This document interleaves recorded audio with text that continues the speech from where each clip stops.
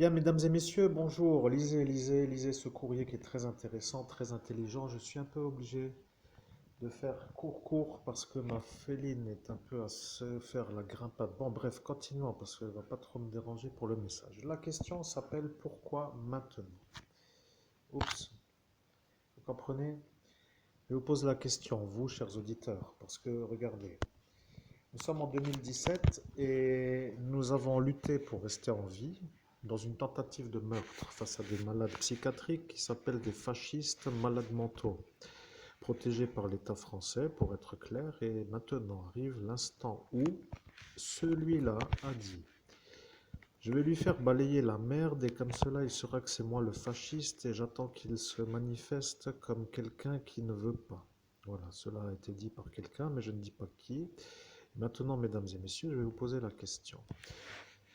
L'État français pourrait-il me donner la prime de la découverte du cadavre d'Estelle Mouzin pour ne pas faire le larbin face à des malades psychiatriquement dégénérés dans le sens où eux s'estiment en droit de me faire balayer la merde comme si j'étais, moi, l'homme qui n'est pas fasciste, soumis à leur vouloir, qui est à eux le vouloir. Bien. Mesdames et messieurs, est-ce que vous comprenez ce que je dis?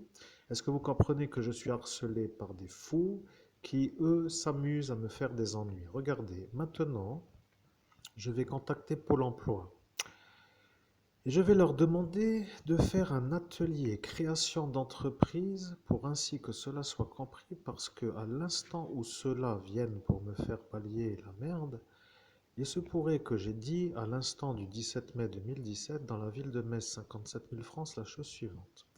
S'ils arrivent à venir avec l'énergie de vouloir me faire le RSA, si j'étais cela pour dire ça avec ça, et après je n'ai plus rien dit du tout, j'ai réfléchi et après j'ai dit, de toute façon, balayer les feuilles mortes n'est pas trop dans mes options de possibilités en raison de mon niveau de diplôme. Je précise quand même que je suis un homme qui ne peut pas travailler à l'usine en raison de mon BTS technico-commercial et j'attends de voir si eux comprennent l'intrigue qui s'appelle comment ne pas être dévalorisé dans le monde du travail par un chantier d'insertion qui pourrait être en dessous de mes compétences. Pour ne pas que cela arrive, j'espère pouvoir aboutir à une démarche qui s'appelle l'atelier de création d'auto-entreprise, par exemple, qui pourrait m'indiquer comment devenir un médium qui peut facturer. Rappelez-vous, mesdames et messieurs, de la phrase que je viens de dire et méditez longtemps sur ce que je viens d'annoncer parce que l'homme harcelé que vous entendez commence à voir arriver l'histoire d'un schéma qui est le leur, comme pour dire que moi je n'ai rien à dire parce que eux ont décidé de faire comme eux veulent. Maintenant que les choses sont un peu plus clairement comprises, je peux vous dire, l'homme que vous entendez n'a pas de véhicule.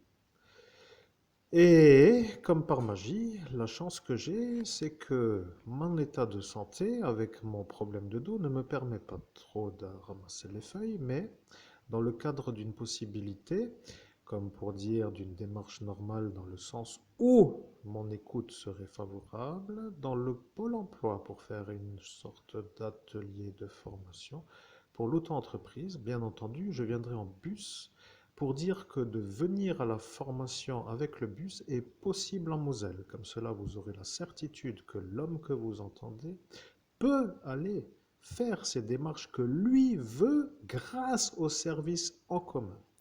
Comprenez le transport public. Bien entendu, si vous ne comprenez pas ce que je dis, ce qui est possible, cela voudra donc dire que je m'adresse à d'autres que ceux qui écoutent et qui, eux, pourraient comprendre s'ils arriveraient à comprendre ce que je dis. Bien, donc ce qui veut dire que, bien entendu, nous sommes dans une société et que certaines manières de faire les choses doivent être vues comme une sorte de chose qui s'appelle le travail en échange de l'argent, mais pas pour ainsi que cela soit compris comme une dévalorisation souhaitée pour mettre les gens dans la boue. Bon, vous comprendrez que ce que je veux dire, c'est que si vous avez un chantier d'insertion à la hauteur de mes compétences, j'étudierai la chose. Bien entendu, n'hésitez pas à me contacter au 06 15 39 93 10 pour que vous puissiez me donner la manière de faire pour y aller et de ne pas être vu comme l'homme inférieur par rapport à votre manière de me dévaloriser lors de ma tentative de meurtre dans laquelle j'ai survécu. Merci et à très bientôt pour une prochaine vidéo.